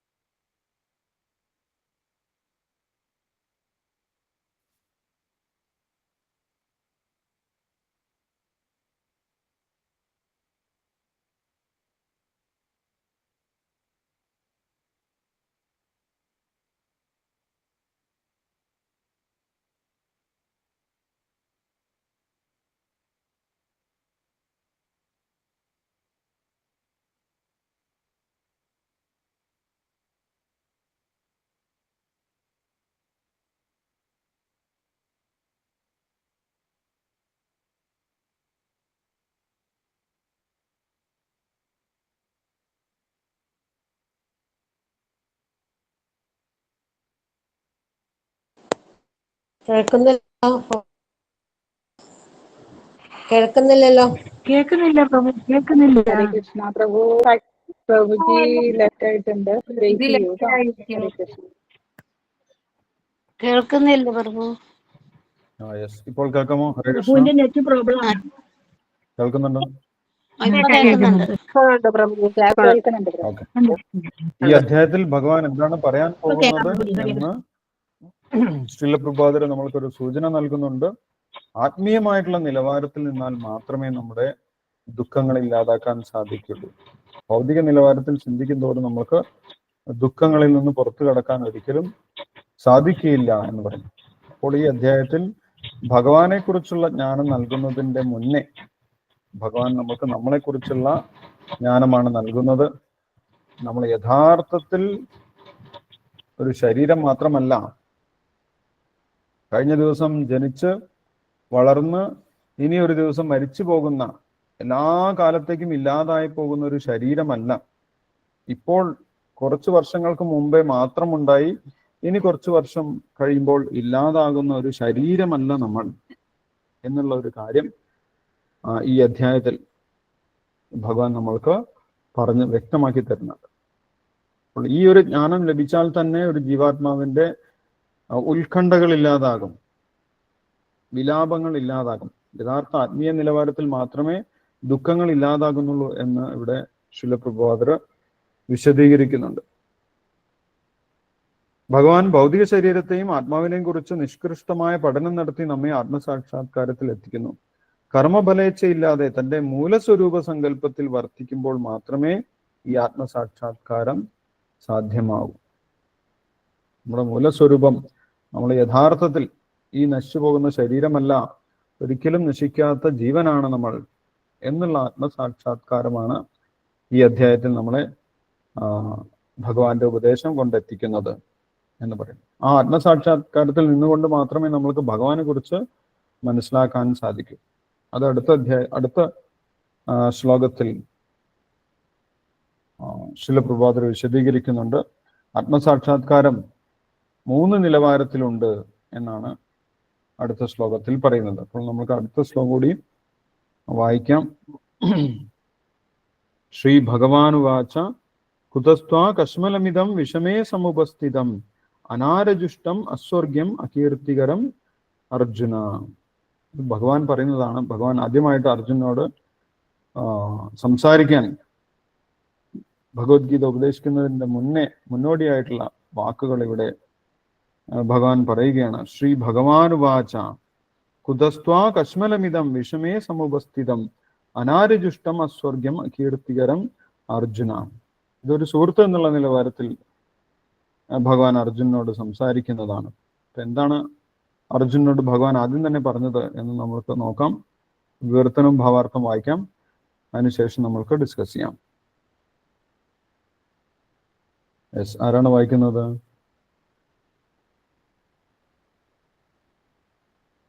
യെസ്, ശാന്തകുമാരി മാതാജി വായിച്ചു.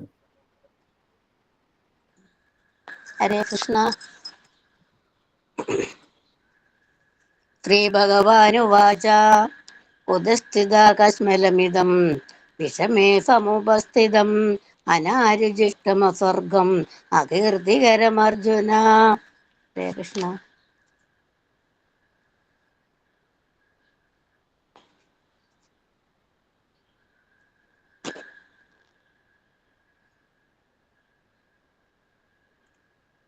ഇങ്ങോട്ട് വായിക്കണോ?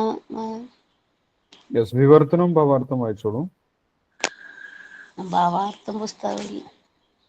അവരുടെ കയ്യിലാണ് പുസ്തകമുള്ളത്. പുസ്തകമുള്ളവർ വായിച്ചോളൂ. ഹരേ കൃഷ്ണ പ്രഭുജി. വായിക്കട്ടെ. ഉഷകുമാരി മാതാജി. ഹരേ കൃഷ്ണ പ്രഭുജി. ശ്ലോകം 2. ശ്രീ ഭഗവാനുവാച കൃതസ്ത്വാകശ്മലമിദം വിഷമേ സമുപസ്ഥിതം അനാരജുഷ്ടമസ്വർഗ്യം അകീർത്തികരമർജുന. വിവർത്തനം. ശ്രീ ഭഗവാൻ പറഞ്ഞു, പ്രിയപ്പെട്ട അർജുന, നിനക്ക് എവിടുന്നാണ് ഈ മാലിന്യം വന്നുപെട്ടത്? ജീവിതത്തിന്റെ മൂല്യമെന്തെന്ന് അറിയുന്ന ഒരാൾക്ക് ഇതൊട്ട് യോജിച്ചതല്ല. ഉപരിലോകങ്ങളിലേക്കല്ല, അകീർത്തിയിലേക്കാണ് നയിക്കുക. ഭാവാർത്ഥം. പരമദിവ്യോത്ത പുരുഷനും കൃഷ്ണനും ഒന്നു തന്നെയാകയാൽ ഭഗവത്ഗീതയിലെങ്ങും അദ്ദേഹത്തെ ഭഗവാൻ എന്ന് ഘോഷിക്കുന്നുണ്ട്. പരമസത്യത്തിന്റെ ആത്യന്തികമായ സ്ഥാനമാണ് ഭഗവാനുള്ളത്. നിരപേക്ഷ തത്വ സാക്ഷാത്കാരം 3 വിധത്തിലാണ്. ബ്രഹ്മം അഥവാ അവ്യക്തിഗതനും സർവവ്യാപിയുമാണ്. ആത്മാവ്, പരമാത്മാവ് അഥവാ ഓരോ ജീവിയുടെയും ഹൃദയത്തിൽ പുരുഷഭാവേന സ്ഥാനീയനായി കുടികൊള്ളുന്ന നിരപേക്ഷ തത്വം. ഭഗവാൻ അഥവാ ദിവ്യോത്തമ പുരുഷനായ കൃഷ്ണൻ. ശ്രീമദ് ഭാഗവതം 1:2-14 പരമസത്യത്തിന്റെ ഈ തത്വം ഇപ്രകാരം വിവരിക്കുന്നു. വദന്തി തത്തത്വം വദന്തി തത്തത്വവിദം തത്വം ജ്ഞാനമദ്വയം ബ്രഹ്മേതി പരമാത്മേതി ബ്രഹ്മാതി ഭഗവാനിതി ശബ്ദതേ. പരമസത്യത്തെ അറിയുന്നവൻ അതിനെ സമാനമായ 3 ഭാവങ്ങളിലാണ് സാക്ഷാത്കരിക്കുന്നത്. പരമസത്യത്തിന്റെ ആ ഭാവങ്ങൾ ബ്രഹ്മമായും പരമാത്മാവായും ഭഗവാനായും അറിയപ്പെടുന്നു. സൂര്യപ്രകാശം, സൂര്യോപരിതലം, സൂര്യഗ്രഹം എന്നിങ്ങനെ 3 മാനങ്ങളുള്ള സൂര്യനോട് ഈ 3 ദിവ്യഭാവങ്ങളെ ഉപമിക്കാം. സൂര്യപ്രകാശത്തെ പറ്റി മാത്രം പഠിക്കുന്നവൻ പ്രാഥമിക വിദ്യാർത്ഥിയാണ്. സൗരോപരിതലത്തിനെ കുറിച്ച് അറിയുന്നവൻ കൂടുതൽ പുരോഗമിച്ചവൻ അത്രേ. സൂര്യഗ്രഹത്തിൽ കടക്കാൻ കഴിയാഞ്ഞാൽ സർവോത്തമനും വിശ്വവ്യാപകതയും പ്രഭാപൂർണതയും അവ്യക്തിഗത ഭാവമുള്ള സൂര്യപ്രകാശം മാത്രം മനസ്സിലാക്കുന്ന സാധാരണ വിദ്യാർത്ഥികളെ നിരപേക്ഷ തത്വത്തിന്റെ ബ്രഹ്മൻ എന്ന ഭാവം മാത്രം മനസ്സിലാക്കിയവരോട് ഉപമിക്കാം. പരമസത്യത്തിന്റെ പരമാത്മാ ഭാവത്തെ അറിഞ്ഞ വ്യക്തിയെ സൂര്യഗോളത്തെ കുറിച്ച് അറിഞ്ഞവനോട് താരതമ്യപ്പെടുത്താം. സൂര്യഗ്രഹത്തിന്റെ ഹൃദയാന്തർഭാഗത്ത് പ്രവേശിക്കാൻ കഴിയുന്നവർ പരമസത്യത്തിന്റെ വ്യക്തിഭാവത്തെ സാക്ഷാത്കരിച്ചവരായി ഗണിക്കപ്പെടുന്നു. പരമസത്യം മനസ്സിലാക്കാൻ ശ്രമിക്കുന്ന വിദ്യാർത്ഥികളെല്ലാം ഓരോ വിഷയത്തിൽ തന്നെയാണ് വ്യാപൃതരായിരിക്കുന്നതെങ്കിലും പരമസത്യത്തിന്റെ ഭഗവാൻ എന്ന ഭാവത്തെ സാക്ഷാത്കരിച്ച ഭക്തന്മാരാണ് ഉന്നതരായ അതീന്ദ്രിയ ജ്ഞാനികൾ. പ്രകാശം, സൂര്യോപരിതലം, സൂര്യഗ്രഹത്തിന്റെ അന്തര പ്രശ്നങ്ങൾ ഇവയെല്ലാം അഭേദ്യമായി കൂടിച്ചേർന്ന് കിടക്കുന്നു. എങ്കിലും ഈ വ്യത്യസ്ത വശങ്ങളെ പറ്റി പഠിക്കുന്നവരെ ഒരേ വകുപ്പെടുത്താൻ പറ്റില്ല. ഒരേ വകുപ്പിൽപ്പെടുത്താൻ പാടില്ല.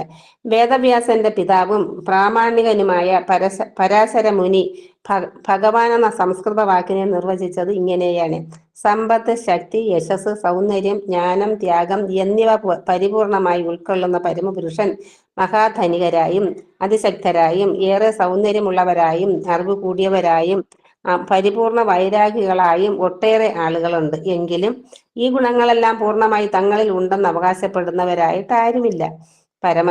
ദിവ്യോത്തമ പുരുഷനായതുകൊണ്ട് കൃഷ്ണനെ അങ്ങനെ അവകാശപ്പെടാൻ സാധിക്കുകയുള്ളൂ. പരമശിവനും നാരായണനും ബ്രഹ്മാവിനും ഉൾപ്പെടെ ഒരു ജീവാത്മാവിനും കൃഷ്ണന്റേതുപോലെ സർവ്വ ഐശ്വര്യ സമ്പന്നതയില്ല.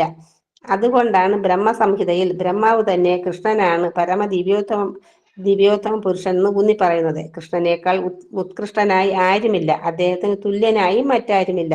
ഗോവിന്ദൻ എന്ന് അറിയപ്പെടുന്ന ആദി ഭഗവാനാണ് കൃഷ്ണൻ, കാരണങ്ങൾക്കും കാരണം. ഈശ്വര പരമകൃഷ്ണ സച്ചിദാനന്ദ വിഗ്രഹ അനാദിരാതിർ ഗോവിന്ദ സർവകാരണ കാരണം. ഭഗവാന്റെ ഗുണങ്ങളുള്ള വ്യക്തികൾ നിരവധിയുണ്ട്, പക്ഷേ കൃഷ്ണൻ അതിശ്രേഷ്ഠനാണ്. അദ്ദേഹത്തെ കവച്ചു വയ്ക്കാൻ ആർക്കും സാധിക്കുകയില്ല. അദ്ദേഹം സച്ചിദാനന്ദ സ്വരൂപനും സർവകാരണങ്ങൾക്കും കാരണഭൂതനുമായ ആദിപുരുഷനായ ഗോവിന്ദനാണ്. ബ്രഹ്മസംഹിത 5:1. ഭാഗവതത്തിലും പരമപുരുഷന്റെ വിവിധ അവതാരങ്ങളെ കുറിച്ച് പറഞ്ഞിട്ടുണ്ട്. വിവിധ അവതാരങ്ങളും പുരുഷാവിർഭാവങ്ങളും സ്വീകരിച്ച് കൃഷ്ണനെ ആദിപുരുഷനായ ഭഗവാനായി വിവരിക്കപ്പെട്ടിട്ടുണ്ട്. ഏതേചം ശകലാ പുംസ കൃഷ്ണസ്തു ഭഗവാൻ സ്വയം ഇന്ദ്രാരിവ വ്യാകുലം ലോകം മൃഢയന്തി യുഗേ യുഗേ. ഇവിടെ പറഞ്ഞ അവതാരങ്ങളെല്ലാം പരമപുരുഷന്റെ പൂർണ്ണ അവതാരങ്ങളോ അംശാവതാരങ്ങളോ മാത്രം. കൃഷ്ണനാകട്ടെ സർവോത്കൃഷ്ടനായ ഭഗവാൻ തന്നെയാണ്. ശ്രീമദ് ഭാഗവതം 1:3-28. പരമാത്മാവിന്റെയും അവ്യക്തിഗത ബ്രഹ്മത്തിന്റെയും മൂലകാരണവും നിരപേക്ഷ തത്വവുമായ ആദിപുരുഷനായ ഭഗവാൻ തന്നെയാണ് കൃഷ്ണൻ. ദിവ്യോത്തമ പുരുഷന്റെ സന്നിധിയിൽ വച്ച് തന്റെ ബന്ധുക്കളെ ചൊല്ലി അർജുനൻ വിലപിച്ചത് തീരെ അനുചിതമായി പോയി. അതുകൊണ്ട് ഭഗവാൻ അത്ഭുതത്തോടെ കുത എവിടെയിരുന്നു എന്ന് ചോദിക്കുന്നു. ആര്യന്മാർ എന്നറിയപ്പെടുന്ന സംസ്കാര സമ്പന്നരായ വ്യക്തികളിൽ നിന്നും ഇത്തരം അപാകതകൾ പ്രതീക്ഷിക്കാവുന്നതല്ല. ജീവിതത്തിന്റെ വിലയെന്തെന്നറിയാവുന്നവരും ആധ്യാത്മിക സാക്ഷാത്കാരത്തിന് ആസ്പദമായ സംസ്കാരമുള്ളവരുമായ വ്യക്തികൾക്ക് ആര്യൻ എന്ന പേര് യോജിച്ചതാകുന്നു. ഭൗതികമായ ജീവിത വീക്ഷണത്തിനധീരനായി കഴിയുന്നവർക്ക് പരമസത്യമായ വിഷ്ണുവിനെ അഥവാ ഭഗവാനെ സാക്ഷാത്കരിക്കുക എന്നുള്ളതാണ് ജീവിത ലക്ഷ്യം എന്നറിഞ്ഞുകൂടാ. ഭൗതിക ലോകത്തിന്റെ ബാഹ്യ സ്വഭാവങ്ങളാൽ ആകർഷിക്കപ്പെട്ട അവർക്ക് മുക്തി എന്നത് എന്താണെന്ന് തന്നെ അറിഞ്ഞുകൂടാ.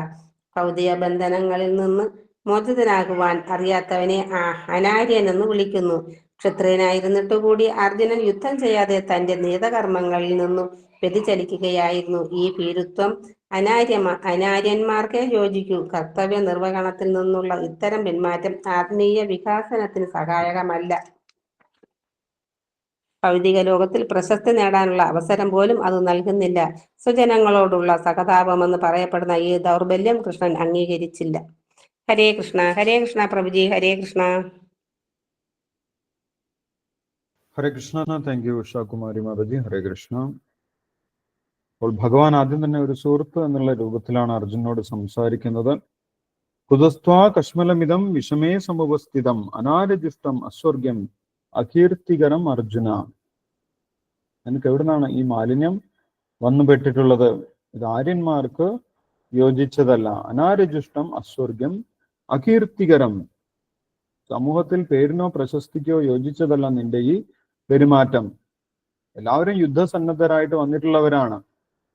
യുദ്ധത്തിൽ നിന്ന് പിന്മാറിപ്പോകുന്നത് ക്ഷത്രിയന്മാർക്ക് യോജിച്ചതല്ല. യുദ്ധേ ചാപ്യപലായനം. ഒരു വ്യക്തി യുദ്ധത്തിനായി വെല്ലുവിളിച്ചു കഴിഞ്ഞാൽ യുദ്ധത്തിൽ പങ്കെടുക്കുക എന്നുള്ളത് ക്ഷത്രിയന്റെ കടമയാണ്. അപ്പോൾ നിന്റെ പേരിനും പ്രശസ്തിക്ക് പോലും യോജിച്ചതല്ല നിന്റെ ഈ പെരുമാറ്റം. എവിടെ നിന്നാണ് നിനക്ക് ഇങ്ങനെയുള്ള അജ്ഞാനം വന്നു വിട്ടിട്ടുള്ളത്? നീ എന്താണ് ഇങ്ങനെയൊക്കെ പെരുമാറുന്നത് എന്നാണ് അർജുനൻ ചോദിക്കുന്നത്. സുഹൃത്തിന്റെ ഭാവത്തിലാണ് അർജുനോട് ഭഗവാൻ ചോദിക്കുന്നത്. കുതസ്ത്വാകശ്മലമിതം വിഷമേ സമുപസ്ഥിതം. ഇങ്ങനെയൊരു മാലിന്യം, ഇങ്ങനെയുള്ള ഒരു സംശയം എവിടുന്നാണ് നിനക്ക് വന്നിട്ടുള്ളത്? എല്ലാവരും യുദ്ധം ചെയ്യാൻ വേണ്ടി വന്നിട്ടുള്ളതാണ്. കൗരവപക്ഷത്തുള്ളവരും പാണ്ഡവപക്ഷത്തുള്ള എല്ലാവരും യുദ്ധം ആഗ്രഹിക്കുന്നുണ്ട്. ആരും യുദ്ധം നിരാകരിക്കുന്നില്ല. യുദ്ധം വേണ്ട എന്ന് പറയുന്ന ആരും ഇവിടെയില്ല. യുദ്ധത്തിനായിട്ട് ഒരുങ്ങി പുറപ്പെട്ട് ജീവൻ തന്നെ ത്യജിക്കാൻ വന്നിട്ടുള്ളവരാണ് എല്ലാവരും. അല്ലേ? അന്യേജ ഭവശൂര മദർത്തെ തെക്ത ജീവിത, അവരുടെ ജീവിതം തന്നെ ഉപേക്ഷിച്ച് വന്നിട്ടുള്ളവരാണ്. അങ്ങനെയുള്ള സമയത്ത് നിനക്ക് യുദ്ധം ചെയ്യുന്നതിന് എന്തിനാണ് മടിക്കുന്നത്? നീ യുദ്ധം ചെയ്യുക തന്നെയാണ് വേണ്ടത്. ക്ഷത്രിയൻ എന്നുള്ള നിലവാരത്തിൽ നീ യുദ്ധം ചെയ്യണം. അതിന് യാതൊരു മടിയും കാണിക്കേണ്ട ആവശ്യമില്ല എന്നാണ് ഭഗവാൻ സൂചിപ്പിക്കുന്നത്. അപ്പോൾ അർജുനൻ യുദ്ധം ചെയ്യാതിരുന്നു കഴിഞ്ഞാൽ അത് ഭഗവാന് പോലും മോശമാണ്, അല്ലെ? ഭഗവാൻ ഇത്രയും വലിയ സഹായം നേടിയിട്ട് പോലും അർജുനൻ യുദ്ധത്തിൽ നിന്ന് ഭയന്ന് ഓടിപ്പോയി. എല്ലാവരും പറയുക അർജുനൻ മറ്റുള്ളവരോടുള്ള കാരുണ്യം കൊണ്ട് യുദ്ധം ഉപേക്ഷിച്ചു എന്നല്ല. ഒരിക്കലും ആരും അങ്ങനെ അർജുനന്റെ മഹാത്മ്യം മനസ്സിലാക്കി സംസാരിക്കാൻ പോകുന്നില്ല. എല്ലാവരും അർജുനോട് ശത്രുതയുള്ളവരാണ്. അവരെന്താണ് സംസാരിക്കാൻ പോകുന്നത്? അവർ നിന്നെ കളിയാക്കി പറയും, നീ പേടിച്ചോടിപ്പോയതാണ് എന്നാണ് പറയുക. ഭയാദ്രണാദുപരതം വംശന്തേ ത്വാം മഹാരഥ. നീ ഗുരുക്കന്മാരെന്ന് കരുതുന്ന മഹാരഥന്മാരുണ്ടല്ലോ, അവർ നിന്നെ കുറിച്ച് എന്ത് വിചാരിക്കും? നീ പേടിച്ചോടിപ്പോയതാണെന്ന് വിചാരിക്കും. ഭയാദ്രണാദ് ഉപരതം വംശന്തേ ത്വാം മഹാരഥ. അതുകൊണ്ട് നീ ഇപ്പോൾ ചിന്തിക്കുന്നത് ശരിയായിട്ടുള്ള രീതിയിലല്ല എന്നാണ് ഭഗവാൻ ഇവിടെ അർജുന് പറഞ്ഞു കൊടുക്കുന്നത്. കാരണം എല്ലാവരുടെയും ഹൃദയത്തിൽ എന്തെല്ലാമാണ് ഓരോ വ്യക്തികളും ചിന്തിക്കുന്നത് എന്ന് പരമാത്മ രൂപത്തിൽ ഇരുന്നു കൊണ്ട് മനസ്സിലാക്കാൻ ഭഗവാന് സാധിക്കും. അപ്പോൾ ഏറ്റവും കൃത്യമായിട്ടുള്ള തീരുമാനം ആർക്കാണ് എടുക്കാൻ സാധിക്കുന്നത്? ഏറ്റവും കൃത്യമായിട്ടുള്ള തീരുമാനം ഭഗവാനാണ് എടുക്കാൻ സാധിക്കുന്നത്. അതുകൊണ്ടാണ് ഭഗവാൻ ഇവിടെ അർജുനന് ഉപദേശിച്ചത്, നീ ഇപ്പോൾ പറയുന്നത് വലിയ വിഡ്ഢിത്തമാണ്, ഇത് നിനക്കൊട്ടും യോജിച്ചതല്ല, ക്ഷത്രിയൻ എന്നുള്ള നിലവാരത്തിൽ നിനക്കൊട്ടും യോജിച്ചതല്ല. അനാര്യജുഷ്ടം അസ്വർഗ്യം. ആര്യൻ എന്ന് പറയുന്നത് ജീവിതത്തിന്റെ മൂല്യം അറിയുന്ന വ്യക്തി, മനുഷ്യ ജീവിതത്തിന്റെ മൂല്യം അറിയുന്ന സംസ്കാരമുള്ള വ്യക്തിയാണ് ആര്യൻ എന്ന് പറയുന്നത്. ആര്യന്മാർക്ക് യോജിക്കാത്ത പ്രവൃത്തിയെയാണ് അനാര്യം എന്ന് പറഞ്ഞത്. ആര്യം, അനാര്യം. ആര്യം എന്ന് പറഞ്ഞു കഴിഞ്ഞാൽ ആര്യന്മാർക്ക് യോജിച്ചത്. പക്ഷെ അർജുനന്റെ ഇവിടെയുള്ള പ്രവൃത്തി ആര്യന്മാർക്ക് യോജിച്ചതല്ല. അതുകൊണ്ടാണ് ഭഗവാൻ അനാര്യം എന്ന് പറഞ്ഞിട്ടുള്ളത്. അനാര്യജുഷ്ടം അസ്വർഗ്യം. അസ്വർഗ്യം എന്ന് പറയുന്നത് ഉയർന്ന ലോകത്തിലേക്കുള്ള ഗതി ഇത് ഉണ്ടാക്കുന്നില്ല എന്നാണ്. യുദ്ധത്തിൽ ധാർമ്മികമായിട്ടുള്ള ആവശ്യത്തിന് വേണ്ടി യുദ്ധം ചെയ്ത് യുദ്ധത്തിൽ കൊല്ലപ്പെട്ടു കഴിഞ്ഞാൽ ക്ഷത്രിയന് സ്വർഗത്തിലേക്ക് പോകാം. അപ്പോൾ നീ യുദ്ധത്തിൽ നിന്ന് പിന്മാറിക്കഴിഞ്ഞാൽ ആ ഉയർന്ന ലോകത്തിലേക്ക് പോകാനുള്ള അവസരം നിനക്കുണ്ടാവുന്നില്ല. അകീർത്തികരം അർജുന. യുദ്ധത്തിൽ നിന്ന് ഓടിപ്പോയി കഴിഞ്ഞാൽ അർജുനൻ വലിയ മഹത്തായ കാര്യം ചെയ്തു എന്നൊന്നും ഒരിക്കലും ആരും പറയാൻ പോകുന്നില്ല, അല്ലെ? യുദ്ധത്തിൽ നിന്ന് പിന്മാറിയതിന് അവർ ചോദ്യം ചോദിക്കും, എന്തുകൊണ്ട് നീ യുദ്ധത്തിൽ നിന്നും പിന്മാറി? യുദ്ധം ചെയ്യേണ്ടതായിരുന്നു. ചുറ്റുപാടും അധർമ്മികളായിരുന്നു. അവരെല്ലാവരും യുദ്ധത്തിനായിട്ട് വന്നിട്ടുള്ളതാണ്. അവർ മറ്റൊരു വിട്ടുവീഴ്ചയ്ക്കും തയ്യാറായിരുന്നില്ല. അങ്ങനെ യാതൊരു പോംവഴിയും ഇല്ലാതിരുന്ന സമയത്ത് ധർമ്മത്തിന്റെ ഭാഗത്തു നിന്നും യുദ്ധം ചെയ്യേണ്ടത്, ഭഗവാന്റെ സഹായം കിട്ടിയ സമയത്ത് യുദ്ധം ചെയ്യേണ്ടത് ഒരു ബുദ്ധിമാനായിട്ടുള്ള വ്യക്തിയുടെ, ധാർമ്മികനായിട്ടുള്ള വ്യക്തിയുടെ, ക്ഷത്രിയന്റെ കടമയായിരുന്നു. അതൊന്നും ചെയ്യാതെ നീ എന്തുകൊണ്ട് യുദ്ധത്തിൽ നിന്ന് ഒളിച്ചോടിപ്പോയി എന്നെല്ലാവരും ചോദിക്കും. മഹാരഥന്മാർ നിന്നെ കളിയാക്കും. ഇതുവരെ യുദ്ധവീരൻ എന്നുള്ള പ്രശസ്തി നഷ്ടപ്പെടും. എല്ലാവരും അർജുനനാണ് വലിയ വില്ലാളി വീരൻ എന്ന് പ്രശംസിച്ചിട്ടുണ്ടായിരുന്നു. ദുര്യോധനൻ പോലും പറഞ്ഞു, ഭീമാർജുന സമായുധി. പാണ്ഡവപക്ഷത്തുള്ള സൈനികരെല്ലാവരും ഭീമാർജുനന്മാരെ പോലെ പ്രബലന്മാരാണ് എന്നാണ് പറഞ്ഞത്. അപ്പോൾ ഭീമാർജുനന്മാരെ കുറിച്ച് പ്രത്യേകിച്ച് പറയേണ്ട ആവശ്യമില്ലല്ലോ. അവർ നേരത്തെ തന്നെ ശക്തിമാന്മാരാണ്, പ്രശസ്തനാണ്, വീരശൂര പരാക്രമിമാരാണ്, വില്ലാളി വീരന്മാരാണ്, എല്ലാവരെയും യുദ്ധത്തിൽ തോൽപ്പിക്കാൻ സാധിക്കുന്ന വ്യക്തികളാണ്. അപ്പോൾ ശത്രുപക്ഷത്തുള്ളവർക്ക് പോലും നിങ്ങളോട് ബഹുമാനമുണ്ടായിരുന്നു, അർജുനനോട് ബഹുമാനമുണ്ടായിരുന്നു. അതെല്ലാം നഷ്ടപ്പെടും എന്നാണ് ഇവിടെ ഭഗവാൻ പറയുന്നത്. അകീർത്തികരം അർജുന. അകീർത്തികരം. സമൂഹം നിന്നെ കുറിച്ച് അതാണ് പറയാൻ പോകുന്നത്. നീ എല്ലാം സ്വജനങ്ങളോടുള്ള, നീ ബന്ധുക്കളോടുള്ള കാരുണ്യം കൊണ്ടാണ്, അവരോടുള്ള കൃപ കൊണ്ടാണ് ഇതെല്ലാം ചെയ്തത് എന്നൊരിക്കലും അവർക്ക് മനസ്സിലാക്കാൻ സാധിക്കില്ല. അപ്പോൾ അതുകൊണ്ട് ഭഗവാൻ ഉദ്ദേശിക്കുന്നത് അർജുനന്റെ കാരുണ്യം അസ്ഥാനത്താണ് എന്നാണ്. അവർക്ക് ഒരിക്കലും നിന്റെ കാരുണ്യം മനസ്സിലാക്കാൻ സാധിക്കുകയില്ല. പിന്നെ നീ എന്തിനാണ് അവരോട് കാരുണ്യം കാണിക്കുന്നത് എന്നാണ് ഭഗവാൻ ചോദിക്കുന്നത്. മറ്റൊരു കാര്യം ഇവിടെ ഭാരതത്തിൽ ശീലപ്രഭാതർ വിശദീകരിക്കുന്നത് ഭഗവാൻ എന്നുള്ള ആ പ്രയോഗത്തെയാണ്. ഇവിടെ സഞ്ജയൻ ധൃതരാഷ്ട്രർക്ക് പറഞ്ഞു കൊടുക്കുന്നത്, അതേപോലെ വ്യാസദേവൻ എഴുതി വെച്ചിട്ടുള്ളത് ശ്രീ ഭഗവാൻ ഉവാച എന്നാണ്. ഈ ഭഗവത്ഗീതയിൽ നമുക്ക് കാണാൻ സാധിക്കും 4 വ്യക്തികൾ സംസാരിക്കുന്നുണ്ട് അല്ലെ. ആദ്യം തന്നെ ധൃതരാഷ്ട്രൻ സംസാരിച്ചു, പിന്നീട് സഞ്ജയൻ സംസാരിച്ചു, അതിനുശേഷം അർജുനൻ സംസാരിച്ചു, ഇപ്പോൾ ഭഗവാൻ ശ്രീകൃഷ്ണൻ സംസാരിക്കുന്നു. ഓരോ വ്യക്തികളും സംസാരിക്കുന്ന സമയത്ത് അവരുടെ പേരാണ് പറഞ്ഞിട്ടുള്ളത്. ധൃതരാഷ്ട്ര ഉവാച, ധൃതരാഷ്ട്രൻ സംസാരിച്ച സമയത്ത് എന്താണ് പറഞ്ഞത്? ധൃതരാഷ്ട്ര ഉവാച. സഞ്ജയൻ സംസാരിച്ച സമയത്ത് എന്താണ് പറഞ്ഞത്? സഞ്ജയ ഉവാച. അർജുനൻ സംസാരിച്ച സമയത്ത് എന്താണ് പറഞ്ഞത്? അർജുന ഉവാച എന്നാണ് പറഞ്ഞിട്ടുള്ളത്.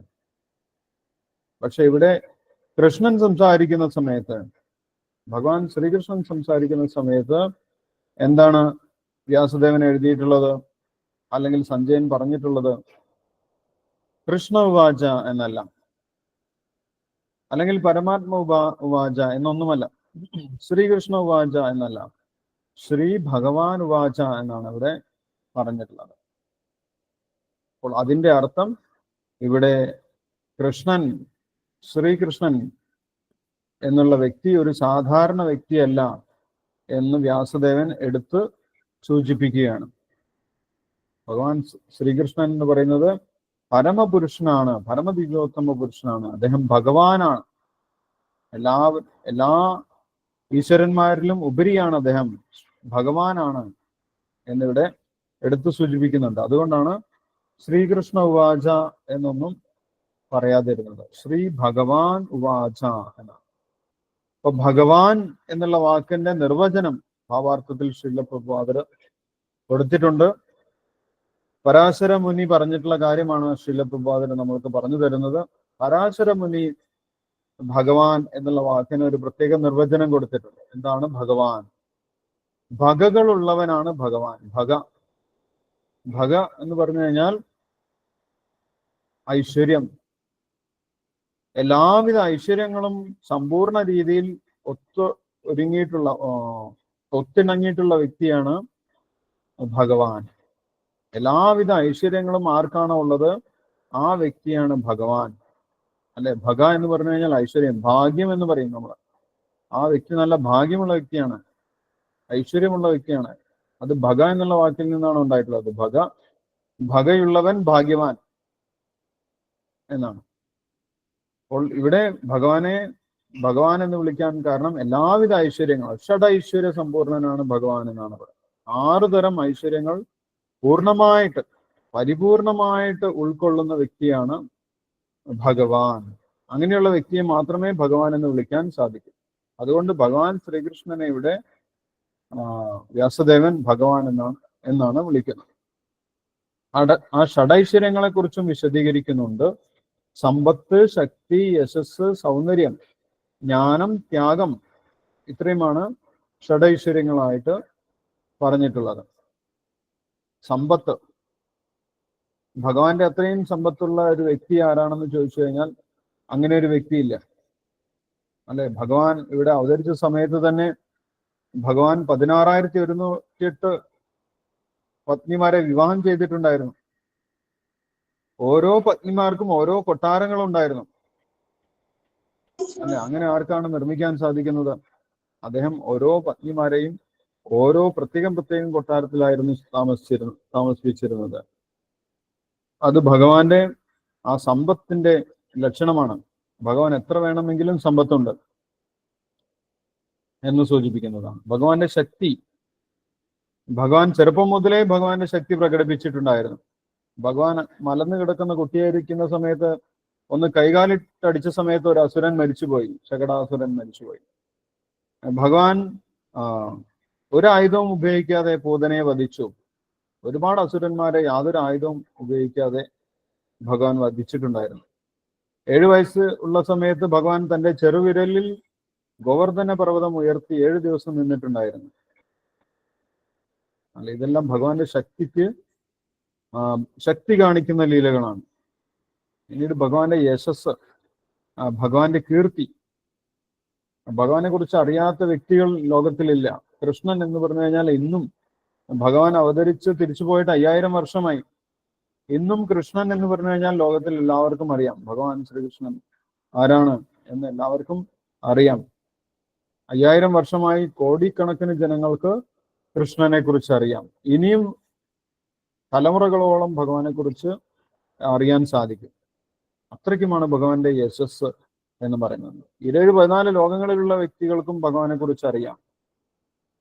ബ്രഹ്മാണ്ടത്തിൽ മുഴുവൻ ഭഗവാനെ കീർത്തിക്കുന്നുണ്ട്. ഭഗവാനെ മഹാദേവനും ബ്രഹ്മാവും ഉൾപ്പെടെയുള്ള എല്ലാ ദേവന്മാരും കീർത്തിക്കുന്നതാണ്. അല്ലെ, ശിവവിരിഞ്ചിനുതം എന്ന് ഭഗവാനെ കുറിച്ച് പറയുന്നുണ്ട്. ബ്രഹ്മാവും മഹാദേവനും ഭഗവാനെ കീർത്തിക്കുന്നുണ്ട്. അത്രയുമാണ് ഭഗവാന്റെ യശസ് എന്ന് പറയും.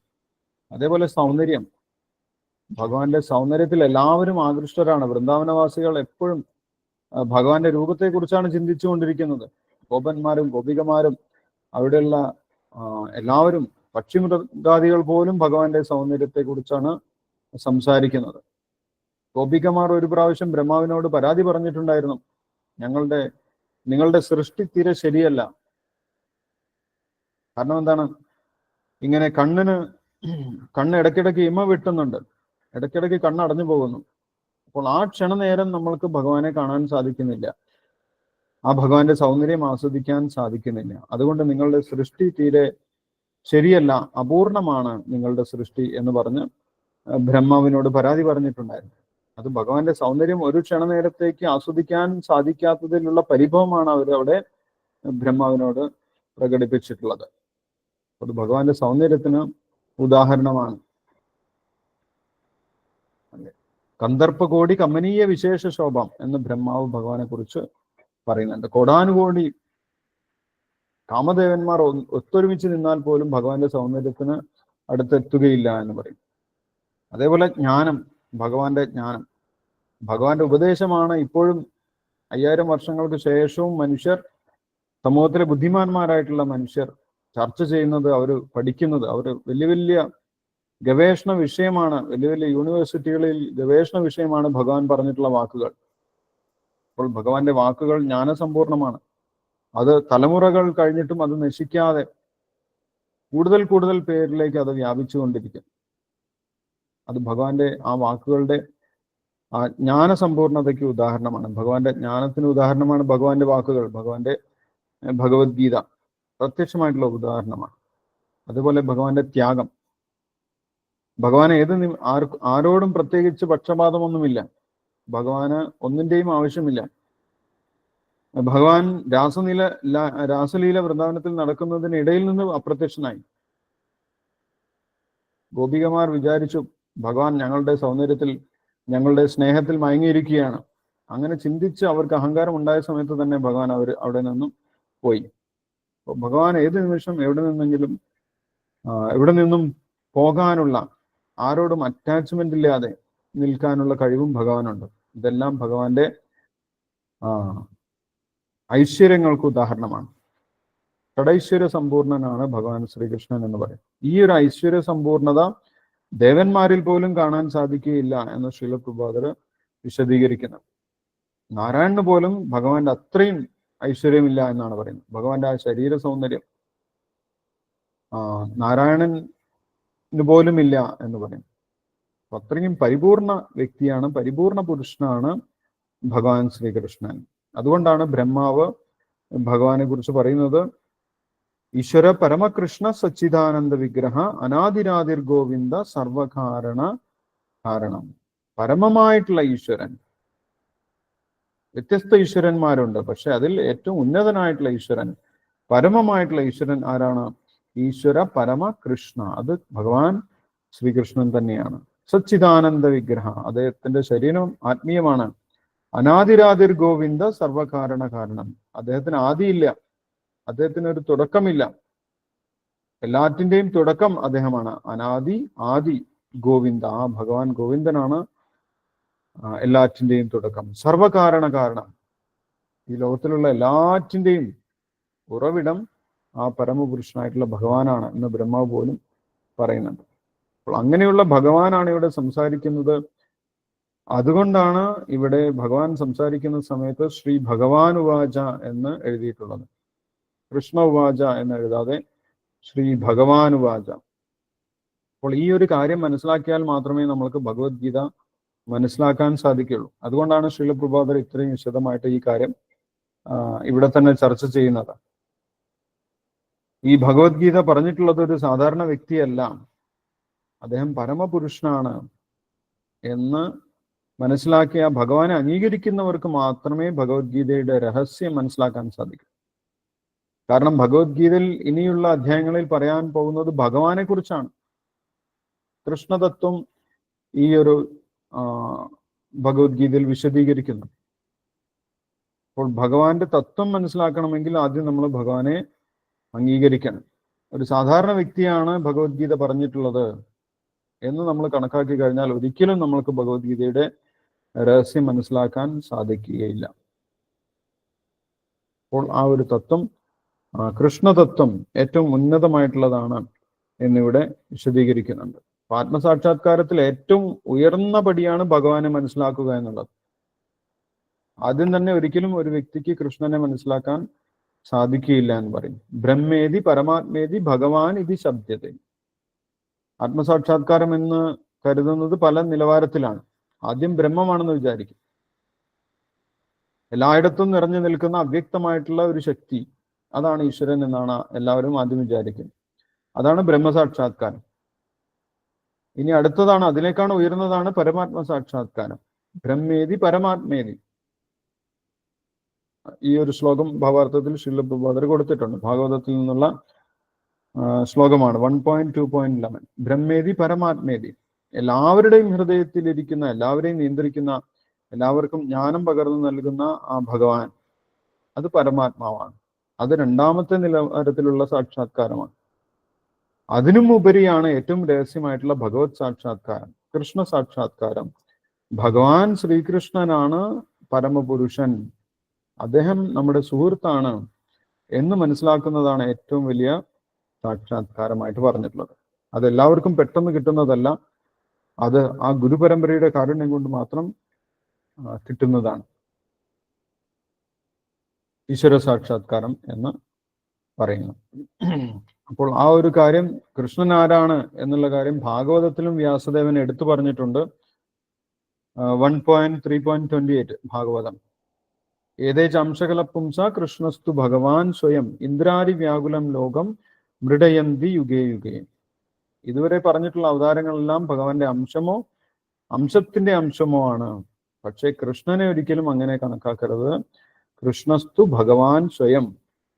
ഭഗവാൻ ഒരു അവതാരമല്ല, സ്വയം ഭഗവാൻ ഗോലോക വൃന്ദാവനത്തിൽ നിന്നും ഇറങ്ങി വന്നിട്ടുള്ളതാണ് കൃഷ്ണൻ എന്ന് പറയുന്നത്.